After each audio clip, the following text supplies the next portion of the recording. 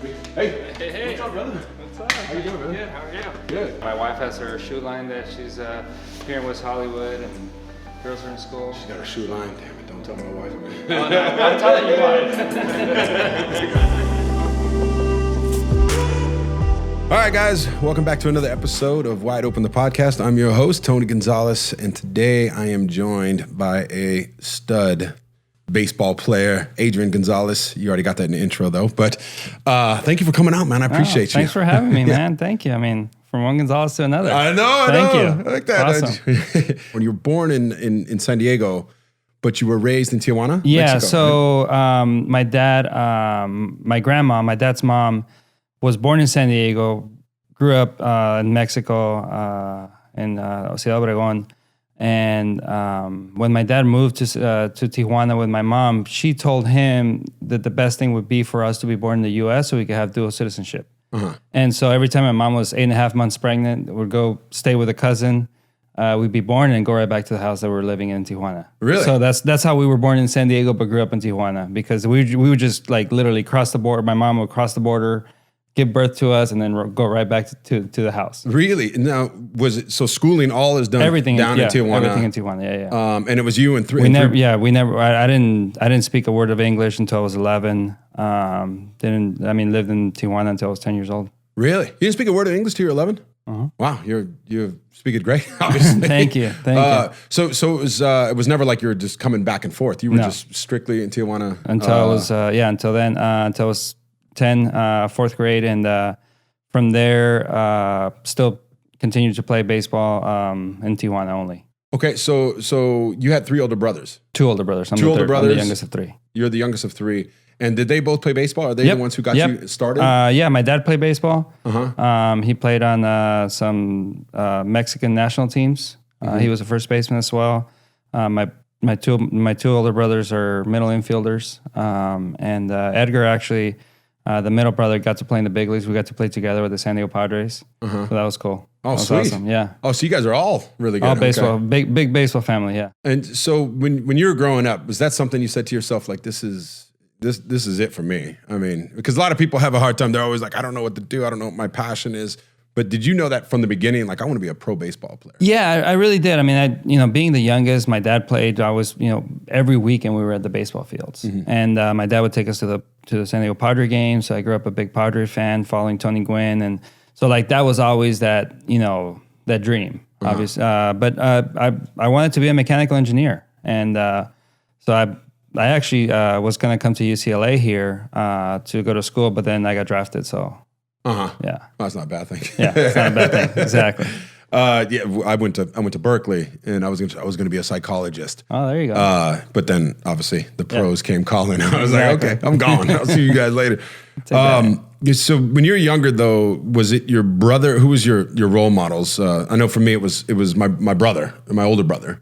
But was it that way with you? Was it a combination of them? I think it was my dad and my 2 older brothers. Yeah, I mean, always. Again, when you're the young one, for me, it was always easy to look up to them and try to, we would always play the games in the backyard, and I would always have to play up a level just to be able to keep up. Yeah. And so that always helped, for sure. Were they, like, if we talk about hard work, I mean, what kind of kid were you? Were you obsessed with baseball? Were you out there playing it all day, or was your dad making you, or your brother saying, hey, you're going to come play today? No, I mean, I love baseball. I love everything about baseball. But yeah, when I was in Tijuana younger, I played a little bit of soccer. Unfortunately, it wasn't something I really enjoyed because it put me at goalie. And so then I was the short little, not short, but the chubby kid that could stop a ball, and I wasn't afraid of getting hit by the soccer ball. And then when I came to the U.S., I was actually a quarterback in high school. And so I did both sports until my junior year, at the end of my junior year. And then after my junior year, I decided to just focus on baseball. So that's kind of when I started really focusing on baseball.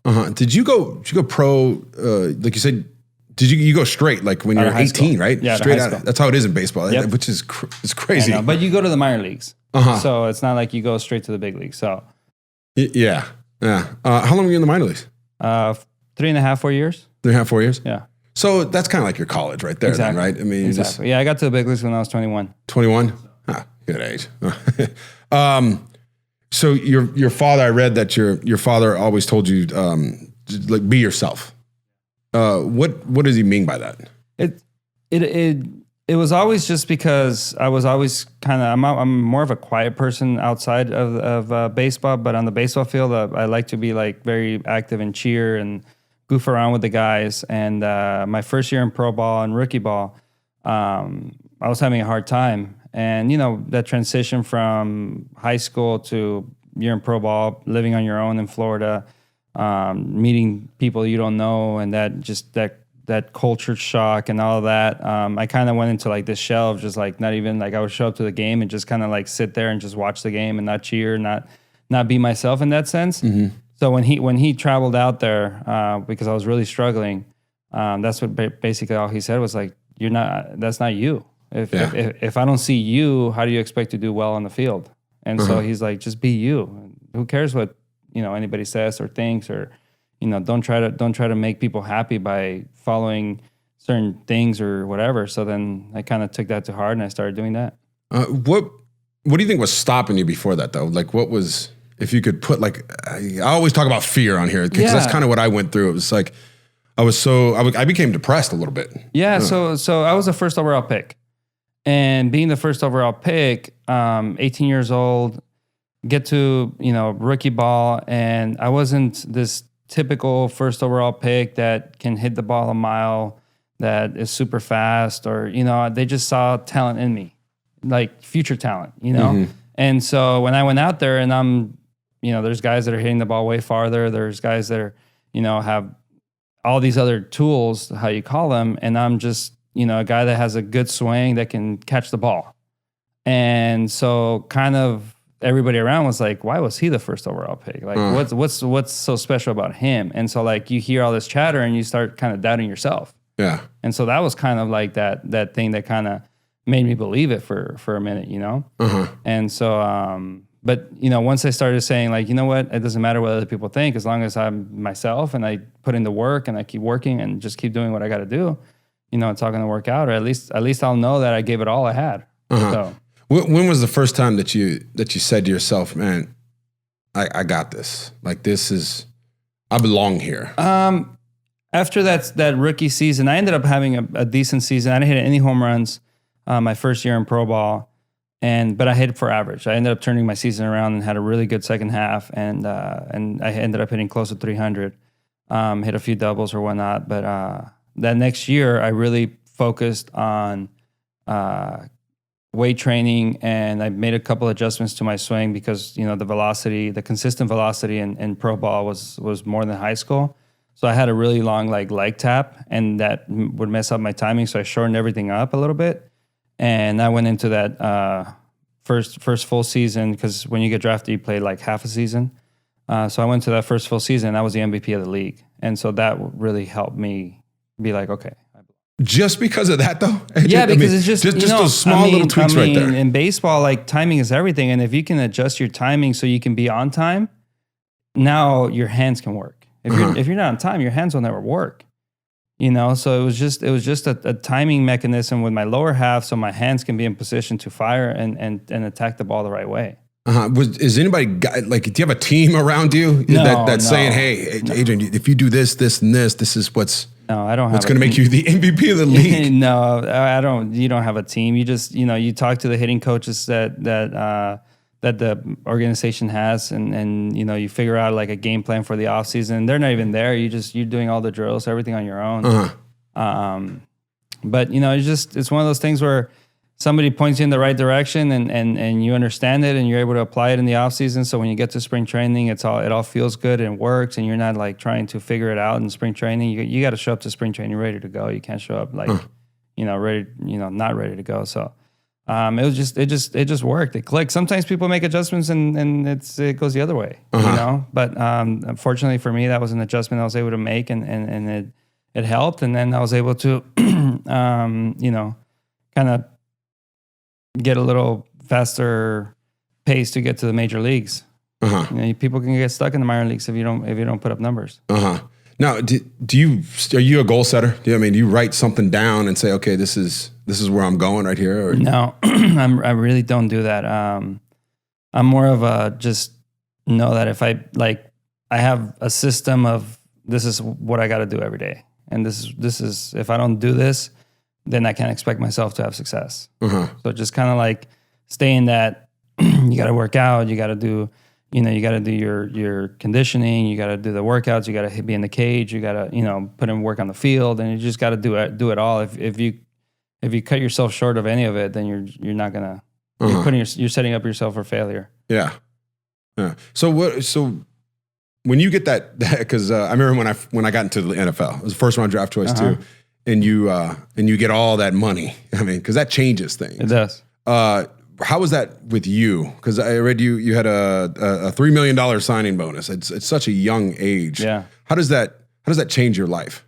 I had like a family member that wanted to help me invest, and I ended up losing a lot of money in the investments. And so it was almost like a life lesson for the future, which for me was great. You never want to lose money in investments, but if you're going to lose it early, so you're careful the rest of your life.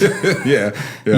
And so for me, that was it was one of those situations where you don't want to see it, but again, if you're going to see it at that age, and then it just opens up your eyes to the world on how people can come at you from every angle and try to make you invest and do this and do that. But at the end of the day, you really got to vet out everything before you put a penny in anything. So it just taught me that life lesson of, hey, if you're not careful, they'll come get you. And so what changes did you make though? You said, because that's usually how it is though for a lot of athletes. It's like, hey, you're my friend, or this guy I trusted, and maybe it's not even like they obviously they didn't want to lose your money. Exactly. But it was just, but you're not investing with the right person. The biggest thing is, well, one, I was I've been with my wife since I was 20, and she's everybody talks about how the best part of every guy is his wife, and so my wife has been amazing with everything in life, but also with the investment side, and just always being that person next to me going like, I don't that sounds too good to be true, like I wouldn't do that, and so that's been, because that first investment I didn't even ask her, we were boyfriend girlfriend at the time. And then, so for me, it was just kind of just vet everything out. I have a team, a financial advisor, accountant, and just, a team around me that I could always go to and be like, hey, what do you guys think? And don't do any, even if it's something that you really want to do, because it sounds great. If they say no, you don't do it, because they've seen it. They've seen all those transactions. They've seen all those investments, and they've seen what has worked and what hasn't worked. And so for me, it was just one of those things where it really kind of opened up my eyes, and now I listen to the right people and, have the right team around you. Yeah. So I think just like you said though, I think people look at it where when you lose money at the beginning, or when things go bad for you, when, like you said, you struggled in the minors, like that's, to me, I think that's part of the process. Like you got to have that. You have to fail. If you don't fail, you'll never appreciate the success. Yeah. And you don't, I don't know. It's just like taking chances too. And there's nothing wrong with that. You're going to take chances, and sometimes you're going to get your ass kicked, but it's part of the process to learn where you want to go.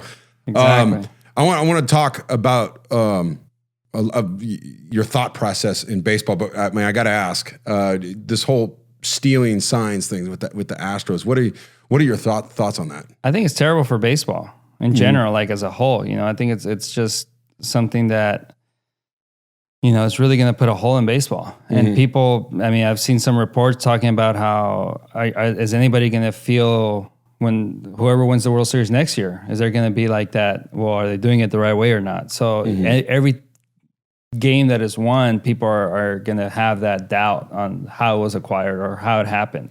It's just it's bad for baseball. It's bad for a lot of these teams. Now you're seeing a lot of other people and players come out and doing allegations. Like today, I read an article that somebody was saying something about Tony La Russa, and then you have Logan Morrison talking about some other teams, and it's like, at what point does MLB decide I investigate this or I don't investigate that, because what has credibility, what doesn't, and so it puts this big old cloud that's just not good. Yeah. Well, I mean, similar with the NFL with the whole New England Patriot stuff. Exactly. And who knows what's going to happen with that? But I don't know. There is a fine line between trying to gain an advantage and then stepping over that line. Yeah. Hey, come on, like that's too much. Sign stealing in baseball has been going on forever, but there is, those unwritten rules of like you do and you don't. But I think it's up to MLB to really put that line in the sand and say, this is allowed and this is not. Because I mean, my whole career, I used video to get an advantage over the pitchers, And so obviously that's not stealing signs, but video use and video technology has always been there, at least since I was a rookie. And, I've known people that have looked at video to try to figure out the catcher's signs ahead of time. So when they're on second base, they can relay it. Is that allowed? Because you're using technology. Yeah. You're not using it in the middle of the game, but you're using it before the game, and you pretty much have like the 3 or 4 different sequences that pitcher and catcher use together. And so, it's like, where is that line? Where is the line? It's tough. I mean, that's why a coach in the game, you see it on TV, he's covering his mouth when he calls the plays because he doesn't want it to be lip read. Exactly. And if he said, well, I'm just going to trust everybody, probably someone's going to read his lips and they're going to tell the person. So, I mean, and that's part of the game. I'm saying that part of it, but then the other part of it too is where it puts a cloud over it. That's unfortunate. But I think the game is so much fun and people love it. They'll get over it. They will. I mean, people will start to see everything past passes. it. Everything passes. Yeah. All right, let's talk some baseball here. Baseball fascinates me with the whole success. Just having success in baseball, being a hitter. I mean, if you can hit it 3 out of 7 times or close to that makes you an all-star. Am I correct? Yeah, 3 out of 10. Yep. And how does that for your psyche when you're up there and you're about to hit a ball, when you're sitting there, what's going on in your mind? Like what's your process? How to block out the noise? How to get focused? Do you use visualization? What's your techniques for this? I am so old school. I honestly, like, I would do my video preparation and I would go up to the plate looking for one pitch in one spot. Just go up there and be like, okay, I'm going to look for the changeup, thigh height, this at bat. And I would just wait out there until that guy threw me that changeup. Or I would be like, I'm going to look for a fastball away. And I'm just going to wait. And when I get a fastball away, I'm going to try to hit it that way. Or a fastball, and whatever it was, I would look for one pitch that whole at bat. And I wouldn't try to, like, people say, oh, were you guessing? It's like, it's not guessing because you're waiting for that pitch the whole at bat. You're not guessing that pitch that you're going to get that pitch. So like the whole at bat, I'm just waiting for one pitch. And if the pitcher threw it to me, I would attack it. And I was ready for it. So for the most part, you put it in play. When you get to 2 strikes, then you just battle. And that's it. For me, that's how I hit. And so I put in a lot of work ahead of time. So when that game started, I could simplify it and just, try to have fun. When you say a lot of work, you're talking about for each game, because you guys play so many damn games. Every day, yeah. So you're watching film every day? I would spend, 30 minutes to an hour in the video room every day. Every day? And just looking for the little stuff. Because this is all stuff, the show here, it's like, you can take that over to life. Like, every day looking for ways to get better. Yeah. Looking for the little, and it's usually the small things. Yeah. Am I correct in saying that with baseball? It's usually like just a little thing. Absolutely. I mean, absolutely. I think, like I said earlier, I didn't have that extreme talent, I couldn't hit a ball 500 feet. I could hit it 380 or 410 down the middle and in center field. I think the longest home run I ever hit was like 450 or something, I wasn't fast. I can catch the ball, but being a first baseman, it helped out that I didn't have to have a lot of range. So for me, it was just making sure that what I could do, I did it to the best of my ability. And so the thing I love to do was to study pitchers and be like, okay, this pitcher makes his mistakes with this pitch in this area. Okay, that's what I'm going to attack. And I'm just going to wait for it because he loves to throw it. He's going to throw it and he's going to make a mistake. I just can't not be ready when it does happen. And so that's all I did. So when you're in a slump, the hitting slump, all sports, but especially in baseball, it seems. So when things aren't going your way, what do you do to get out of that slump mentally? Early on in my career, I struggled with it a little bit. I was always do the process. Just do the process, whether you're doing great or you're not doing, or you're in the slump. Do the process. Early on in my career, I had 2 big slumps in the major leagues. I had 2 big slumps. My first and my second season with the Padres. These were my full seasons. And after that, I realized like... How long was the slump for? 50, 60 at-bats. 50, so 60 at-bats. How many games is that? That's probably like, if you go to 3 to 4 at-bats per game, probably like 15 games, 20 games. So 15, 20 games in a row, you haven't gotten a hit. I mean, maybe a hit here or there because a ball found the hole. But not like, you're talking like 2 for 40, 3 for 40. You go from hitting 320 to hitting 240. You know what I mean? Just within that span, like it just puts you in a hole. But then you realize that it's all mental. It's not physical, it's mental. You're allowing these things to put you in the slump.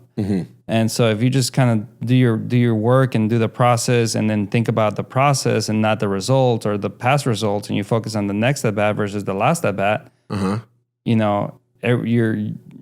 you're just doing your thing and that's it. Like you focus on the past, you're going to dwell on the past. You focus on the future, there's always success to be had. Yeah. So like if you think about it that way, and that's why a lot of people that focus too much on the past go like this in their career. My career was kind of steady because of the fact that I always focus on the future. I love that. So from self-confidence, you never lost.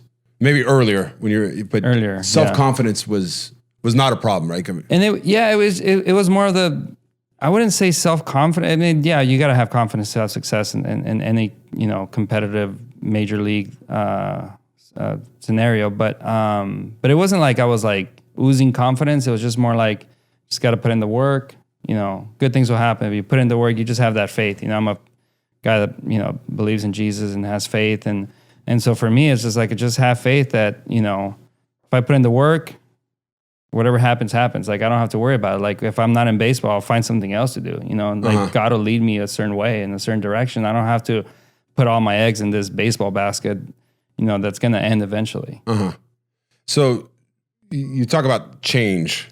When you played, you were on 5 teams, right? 5 teams traded each time. Traded each time. So each time, are you asking for the trade, or they call you in there and they say, Adrian, in baseball, you don't ask for trades. The teams do whatever they want. So how do you deal with that? I mean, I played for 2 teams in 17 years. Yeah. And when I got traded after 12 years in Kansas City to Atlanta, I mean, that was a big change. It was like starting all over again. And not even just on the field, with the new teammates, meeting people, new freeway system, new restaurants, new house, like it was tough. Was that, and you did it 5 times. Like, how did you cope with that change? Again, you look towards the future. You don't look to the past. You focus on what you got to do to set yourself up in that city and get to know your new teammates. It's a really good opportunity to get to meet new people, make new friends in the game, have those great long lasting relationships. Have an impact on teammates and because I was always focused on the personal level versus the professional level. Like I always wanted to be able to create these long lasting relationships versus just teammates. So for me, like, going from Texas Rangers, who I debuted with, to the Padres, it was an opportunity to be able to play every day. Mark Teixeira was with the Rangers, so that was something to look forward to. This is a chance for me to be able to play every day. And then I went from the Padres to the Red Sox as I get to go to an iconic organization, a team that has so much history in Fenway Park, and so you really focus on that. Then you go to the Dodgers. It's like, again, you go to the West Coast team that has the most history, and Jackie Robinson and Sandy Koufax and all those great things. And in LA, coming back to Southern California, Mexican American community, just everything that LA has to offer. I mean, so you're excited about that. And then to the Mets, that was trying to see if I could revive my career after a season of being hurt. And so everything has its the thing that you look forward to, And now you're bringing, because it's not just you. I mean, you're married with kids. Wife with the Padres, and then from the Red Sox to the Dodgers, then we're bringing kids. Yeah. Is that hard on them too? How do they cope with all that stuff? I got married at 20, so my wife was, she understood the baseball life, and she was ready to pack. You knew what you was getting into. Yeah. She was able to pack within a couple hours and be ready to go, So she was great. And so it was great to see all her support and just, be ready to go and live out this experience together. And you have the 2 daughters, right? Two daughters and 2 dogs, yes. 2 daughters and 2 dogs. Oh, 2 dogs too. How did you, because this is something I ask a lot of athletes too, or anybody, any professional out there, when you're chasing your dream and you're living out your passion, it takes up a lot of time. And so how did you focus on being a good husband and a good father throughout your career? I think for me again, I go by the examples of Jesus, but for me it was just be present. When the game ends, don't bring the game home. When you're home, and you just make sure that you give your wife the time that she needs. You're present. I was never a guy that was like, I got to be the last one in the clubhouse and the first one in the clubhouse the next day. But when I do show up to the clubhouse, I got to put it all my effort and all I have. Mm-hmm. And so I never tried to be the last one in and the first one out either. But I always kind of looked at the guys that would be there at 11 o'clock and then stay hours after the game, and I was like, what about your family? Like, this isn't all there is to life. So for me, as much as I love baseball, I just made sure that when I showed up to the clubhouse, I showed up to work. I didn't show up to just kind of hang around. I showed up to work, put in the work, put in everything I needed to do. And when I was home, I was home. I wasn't still at the baseball field in my mind, Mm-hmm. And so to me, that was the biggest way to separate the two is just, be present wherever you are. Mm-hmm. I love it. Also business. I mean, you're really successful business guy. I know you like Jersey Mike's, right? Jersey Mike's, yeah. How many franchises do you have now? 11 that are operating, and we got some in construction and plans to take them into Mexico. Nice. And so you do that. You brought some great beer, some Calidad beer, yep. I mean, you got your family, you got your baseball, and then you're going to put business on top of all that. Yeah, I mean, why? I love business. I love negotiating. I love business. I love everything that has to do with business. I got a couple other investments in apparel line, a sports apparel line, and I got like an app for athletes coming out pretty soon. My wife started her shoe line. Mm-hmm. So we got a lot of stuff going on in the business side, but I love it. I think it's you need to do something. You can't just like stop playing the sport and then just play golf or whatever. You got to do something. And that's, I feel like people fall back to being a coach a lot because they don't have something, And so a lot of people don't, and then you get these grumpy coaches because it's almost like, I kind of have to do this because I have nothing else, So for me, it was always just set yourself up when you're getting ready to stop playing. Set yourself up and just continue to have that passion for whatever you're doing. How do you pick which business you want to go into? You got to vet them out. You got to look into them. And Jersey Mike's is one of the it's the top franchise out there right now for sandwiches, and just great CEO and corporate team. They're all about giving back. Growing and just continues to impress everybody out in the industry. So just one of the best franchises, and like Calidad beer. It's one of those things where great people, great team around, great marketing team, great product. So when you look into it, those are the type of things that are going to be successful. Is the ones that have the right team, the right leadership, and the people that know how to run them. And I'm sure you've surrounded yourself with people that have experience in this world, or yeah, is this absolutely. Yeah, like I said, my financial advisor, my accountants, and they have a lot of athletes that they represent, and they've seen it all. They've seen every restaurant investment. They've seen every, beer or spirit or whatever it is, potential investment. They've seen the ones that have worked, the ones that haven't worked. And so it's definitely something that you run by them. They look at the numbers, they look at the proposals, they look at the decks. I look at the decks, and you ask all the questions to all the people that here in LA, you have an opportunity to have so many successful people around you that you can always lean on. So how involved are you with all these businesses? Are you bringing a briefcase? You got your suit and tie on, or you have an office that you're sitting in, or is it more just vetting people and letting them do the work? Yeah, I think it's a little more of vetting people, and then once we make the investment, is looking at the numbers, looking at the financials every quarter. With Calidad, I'm pretty involved as far as the marketing side and just kind of be able to put the brand out there as much as I can.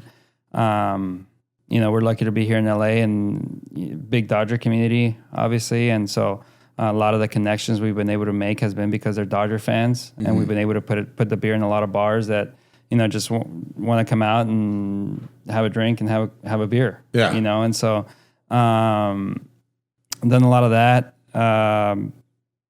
Social media world, you can promote almost anything on social media now. So you use social media to promote the different brands and the different partnerships. Yeah. And so that's a great way to be involved. And for the most part, everybody shows their appreciation that way. With Jersey Mike's, we do the weekly calls and always talk about how can we do better, what we need to do, what's the outlook for the next week. What are we trying to accomplish? And, maybe the percentage on waste went up a little bit. So we got to make sure that we don't waste and they're just different things. And so you always look at the numbers, the financials, the percentages and make your decisions. Yeah. I had a little run at business when I was still playing actually. And, I didn't like it. I didn't like being, and I was an owner, like we started a brand new company. It's not like I was investing in a company. And I had my suit and I'd go and I'd have a briefcase and we'd have meetings and we'd go over financials and all that stuff. And I was like, this, I just want to play some football. But now I love doing it that way. Like just be a part, not that you're a passive investor. It sounds like you're involved. I'm involved. I mean, there's definitely, there's certain things that I'm more involved in than others. Mm-hmm. But yeah, I mean, you want to know what's going on. You don't want to just put your money and then, hey, let me know if I ever get a paycheck. Let me know if it works. Yeah, checking in on it. But I do believe too that you got to find something that you're passionate about, and you're not quite retired yet. I mean, I'm not retired. Not fully looking for an opportunity, but if an opportunity comes knocking, I'll definitely consider it. Yeah. Stay in shape, work out, 5-6 days a week, and make sure that if somebody does come calling, I'm ready to go. Yeah. So, but I'm also not out there saying like, hey, is there any minor league deals to sign? Because business has done very well for me. So, I'm just as happy doing business than I am doing anything else. Yeah. Yeah. But I mean, that transition, for a lot of, obviously football players is my world. Like seeing guys go through that transition, I'm sure you've seen it, guys that you've played with. It's rough. It's rough for a lot of people, even if you have money. I mean, like you said, you can't just sit around and play golf. It's not about the money. You got to figure out something. Yeah, it's not about the money. It's about doing something. It's about being involved, doing something, being proactive, and just having that something to look forward to when you wake up. Because there's definitely times that I don't have business calls. It's not a day to go out and play golf, and I just sit at home and I'm like, man, if this was every day, I wouldn't be happy. And that's touch on that a little bit. Like, what is the biggest, in your opinion, like what's the biggest misconception of success?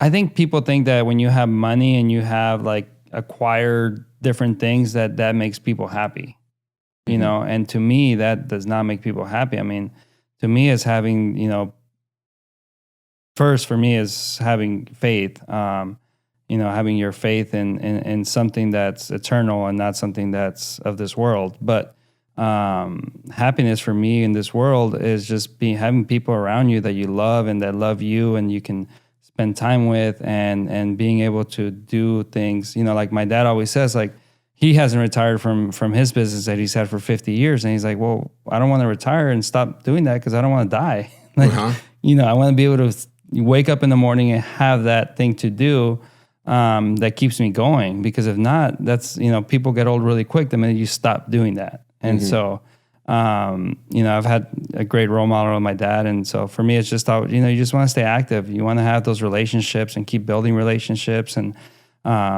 just continue to always have something to look forward to. So it sounds like if you describe success, would you describe it just how you said it there, where it's relationships? It's your faith. I mean, and that you obviously, it sounds, I'm getting that just that you Jesus, right? Yep. Religious faith. How important has that been for you? Oh, I mean, for me, that's everything, because when you have tough times, you have good times, for me, Jesus is what keeps you grounded. It's what keeps you, everything you do revolves around that Jesus faith. So for me, it is what it's everything, Uh-huh. So, yeah. Do you do any other, like meditation? That's one thing that we talk about on the show a little bit. Do you do anything like that along with your religious faith? I don't. I mean, obviously, I pray every day. Which is, to me, that's a form of meditation. It's a form of meditation. That's quieting your mind and communicating with something bigger than yourself. Yep, it's a form of meditation. And I don't quite read the Bible every day, but I listen to, when I work out, I love listening to Christian music or listening to a sermon. So like for me, like I love working out because it's my time of meditation where I just get to focus on, like, I'm working out and I'm listening and I'm like, my mind is focused on Jesus during that hour and a half.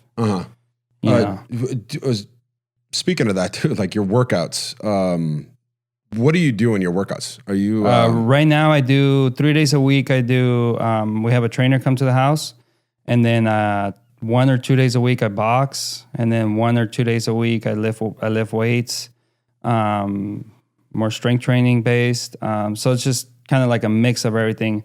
If I could do it every day, I would box every day. I love boxing, but really, you love boxing? I love it. God.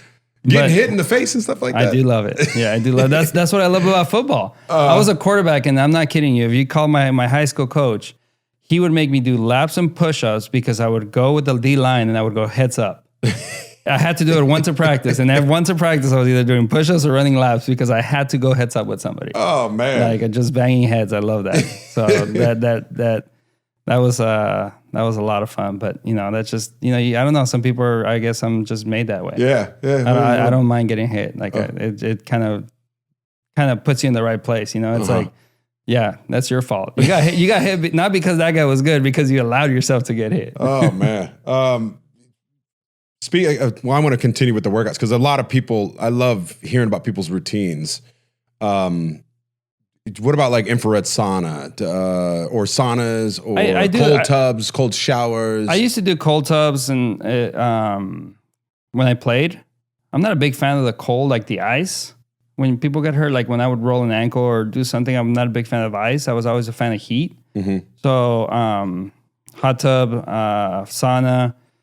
I always wanted to, like, if I got hurt, especially in baseball, because you can't shut it down.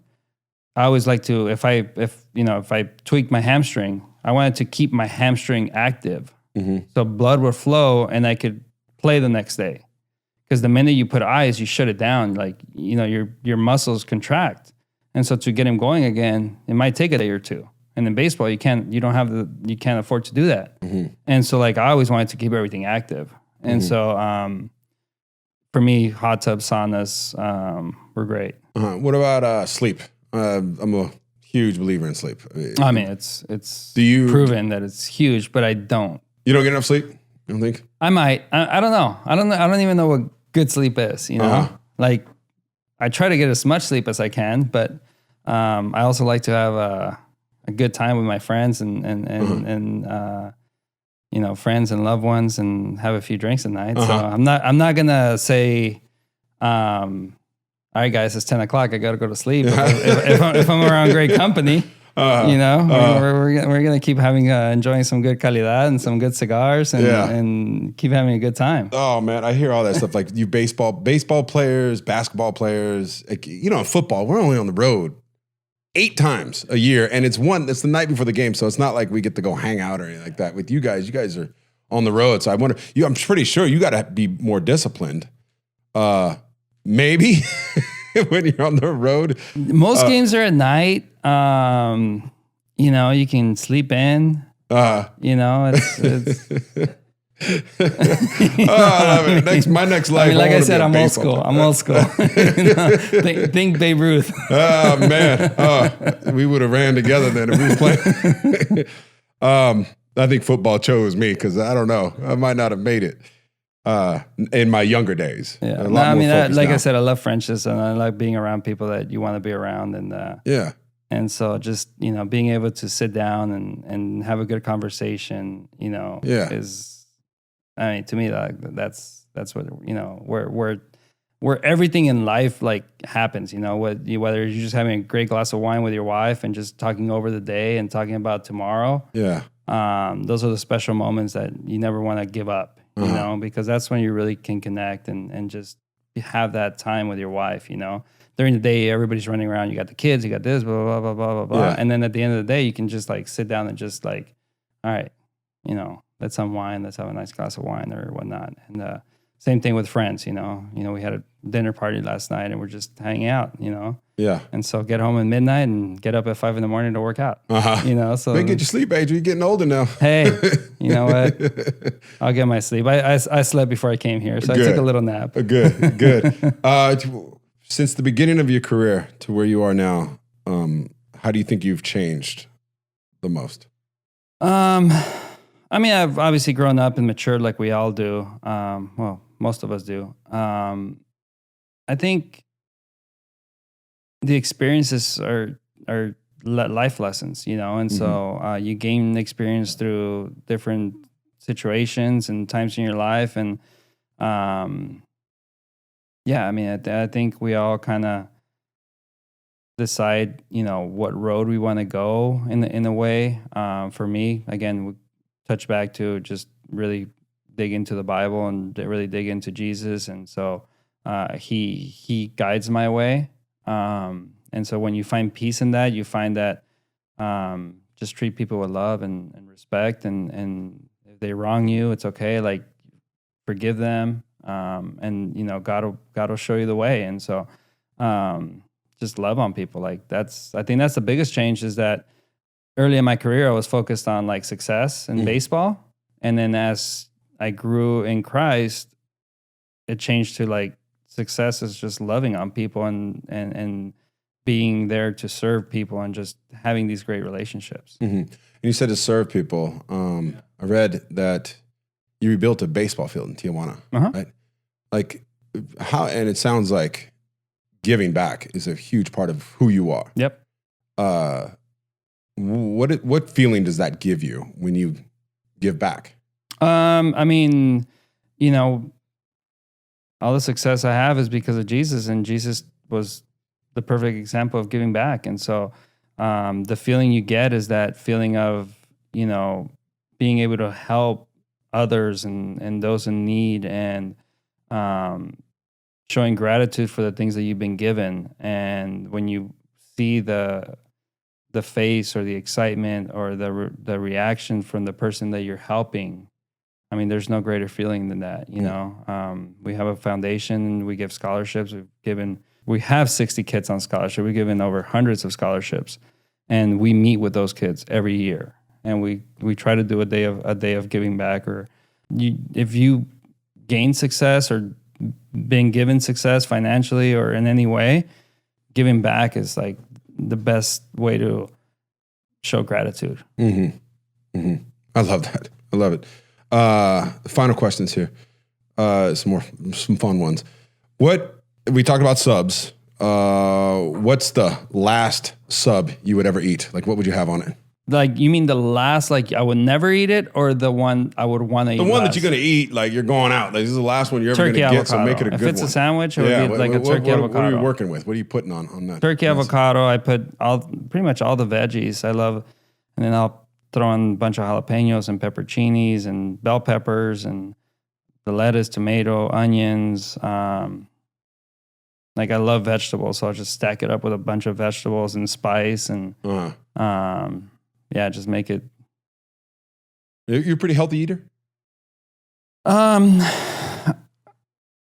and no. Like, yeah, I guess I'm a I mean, I'll eat a salad here and there. Well, you like veggies. I love veggies. Yeah, I do love veggies. I don't eat as much fruit. Well, like fried foods or fast food. I mean, I'll sometimes you'll crush some fast food. Oh yeah, I'll definitely do Chick-fil-A and, growing up in the minor leagues, you pretty much all you eat is fast food. So definitely have my spots, Wendy's and a couple spots, but we only eat fast food now when we're like traveling and we stop either In-N-Out or Chick-fil-A. Yeah, I mean, I try to eat healthy, but then, I'm always craving tacos. So, but tacos aren't bad either. So no, especially I was down in Cabo last week, and I went to get some tacos. Yeah. And they've like caught up to the Southern California trendy taco. It wasn't like my street tacos that I'm used to getting. It was like had avocado with what's a trendy taco? It was like pork belly with pickled onions, and it was way different than the normal street tacos. I know. Give me my carne asada, cebolla, cilantro, guacamole, salsa, and I'm good. Like, who cooks all that food? I do. I love to cook. You can make that food? I can make a lot of things. Comida casera? Yeah, for sure. Oh, I love it. Yeah, I love to cook. You got to invite me over, man. Oh, yeah, for sure, I will. That is one thing that I missed in Kansas City. Not saying it's not there. Don't get offended to people in Kansas City, but the Mexican food it's not like Southern California. They blend a little more towards the Tex-Mex, for sure. They blend a little more towards the Tex-Mex. It's not that traditional Mexican food, for sure. Oh, and I miss it so much. God. Yeah, but they have great barbecue there. Good barbecue. Oh, man. That's where they dominate. In Kansas City is so good. What's your dream company to invest in? I would love to be like a partner like in Instagram or one of these social media platforms that is just killing it right now, I think, to really understand the analytics and everything behind, all the back end stuff behind it. Mm-hmm. Yeah. Mm-hmm. Past 15 years, what's one moment you'd want to relive? Past 15 years. 15, so I think the best two moments, like for me personally in life, were the birth of our two girls. Yeah. So those are the moments that, like, if you could relive them, you would, just to experience that again. What about on the field? On the field, relive. That'd be like a grand slam or something, right? I would say like the playoff games. I mean, the playoff games are always exciting. Yeah. I mean, there's so many. The playoff games are the ones that really count. And so like those were the ones that the passion comes out and the excitement comes out, and like your more emotions come out naturally without you even thinking about it. So like that was fun. Yeah. Did you ever have a hit that? You ever pointed like Babe Ruth or something? No, I never pointed. A hit. I mean, because people give me this question. I know it's a hard question. People out there probably it's a hard question to answer. Yeah, it is. But interestingly enough, like all the really like big hits that I can remember that were like clutch or this or that were games that we ended up losing. Like I had a big home run in an All-Star game. We lost that game. I had I remember that I had got a hit against Aroldis Chapman in the playoffs to tie the game to go take us into the extra innings, and then we lost that game. I had a big grand slam in game 163 when I was playing for the Padres, and we ended up losing that game. And it's like, you know what I mean? Like playoff type games, games that have importance. I hit some big home runs or that we won, but they weren't like that like clutch where they were like early game or late game but they weren't like that defining hit of the game, Yeah.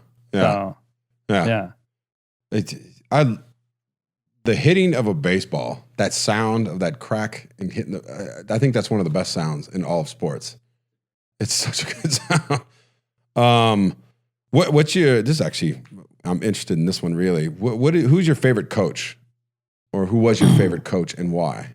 I think because of the impact, and I was still young, and Bruce Bochy, Hall of Fame manager, and just his ability to see things ahead of time, talk things through to you, manager to player, and follow through with them. We talk about like I've played for some great managers, and Tito Francona and Dave Roberts, but Black. But Bruce was the guy that could be like, you're not going to play in 3 days because of this, but don't worry if you're not in the lineup, because you'll be right back in the lineup the day after, and just kind of really be able to talk you through those things. And then that's exactly what happened. And I think that's why his players like would be really good, playing for him always. And he always had success because everybody knew where they were on that team. Everybody knew their role. Everybody knew when they were playing, when they weren't playing. Everybody knew that he wasn't BSing. He wasn't just trying to tell you to make you feel good at the moment.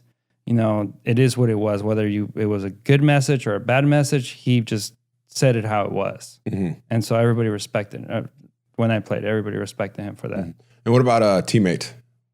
Sure. Favorite teammates? Well, teammates and why? Like, when you're looking for like the greatest teammate you've ever had, how about that? Maybe not your best friend you've ever had while you're playing. Like, who was like just an unbelievable teammate? I think, and again, it goes back to kind of like who I looked up to as a kid. But when I was able to play with him, like he just, everything you heard about him, it just was that. And everything was just exactly what people talk about him. And it's Trevor Hoffman. Uh-huh. Like he's just an unbelievable person, great human being, great father, like, and obviously Hall of Fame pitcher. Yeah. Yeah. Final question. What's one area of your life that you'd like to improve in that you're wide open to learning more about? Remembering people's names. And, it's a good one. And communicating, like being able to like talk through things. Like I'm very like, I try to communicate, but like I forget I don't remember to communicate everything all the time, So like, but remembering people's names, like I can remember any face. I just have the worst time remembering anybody's name. Why is that so important? Do you think? I think just, again, going to relationships, like, you want to say hi to somebody and you're like, I know you. I've met you 5 times. I just don't remember your name. Like you feel terrible. Yeah. And then they're like, hey, how's it going, Adrian? And you're like, what's up, guy? Hey, dude, what's up, buddy? But it's not that you don't want to remember it. It's just I just don't have that ability, and it just sucks. Yeah, there was this great book. It's old by Dale Carnegie. I don't know if you ever heard of this book, How to Win Friends and Influence People. And that was one of their number one rules was learn how to remember people's names, because that is the best sound that somebody can hear, is hearing their own name. And you will win loyalty, and people won't ever forget it, especially coming from guys like yourself. Like, yeah. So that's a good one to work on. It is a really good one to work on. And I do need to figure out like a system people are always like, well, just always think of like their name and put it in, find something that you can remember them with. So when you see them, you think of that thing, and that reminds you of their name. But, but yeah, I mean, I definitely need to work on that. Good stuff, man. Okay. Yeah. Adrian, thanks for coming on. I appreciate it. Thank you. Appreciate it. This is awesome. Thank you.